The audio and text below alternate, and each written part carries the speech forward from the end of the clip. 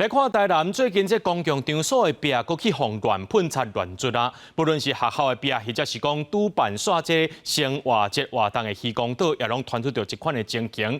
市政府是回应讲尊重这画图的创作，不过一定要伫咧有规范的场合来进行，向市政府申请正当的管道。 假期一到，台南渔港岛就有侪游客来遮参加活动，不哩个详细看政府伫遮设的告示牌，唔干那伊尔，佮互人黑白喷漆乱做，连附近电箱、铁棒牌啊，佮有公车站，即阵都互人画甲满世界。当地里长无奈讲，真无公德心，希望这款乱象会当改善。光岛在办活动，相关单位的给它整理干净。 一段时间又有了，我就觉得有时候这些小动作的话，他不知道社会要付出很大的成本来维护，我就觉得应该大家要有一个公德心呐。那观光地区呢，电台高雄我健康路墙啊，嘛共款互破坏。好好讲，这边壁倒一段时间就互画一寡，就算有的所在有加装监视器，嘛是抓无人。好好除了换新的电杆，这回公告设计科老师参学生做伙设计，伫这12面墙用5回10色有美感的图样落去彩。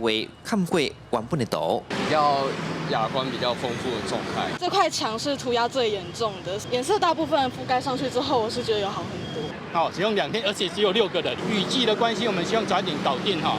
它这个也是非常的敏感哦，因为我们希望能够在短时间内把所有容易搞定，所以我们。 是非常严谨的事情的规划。安内状况，台南前几冬就捌发生过，当时市府嘛因应措施，亲像开设青年极限运动场等合法的创作空间，因希望创作者爱找适当的所在。公共空间的这些墙面，其实不是属于公部门的管辖范围，就是属于私权的范围，其实都不可以任意去所谓的涂鸦它。 或甚至去做比较侵入性的一个破坏，乱做行为多数是事后才互发现，就因为电杆无法度明显翕到，地数较少人报案。不过政府强调，创作嘛要尊重私人财产，嘛讲若有创作的手法，会当透过正当的管道来向市府申请。记者苏台南采访报道。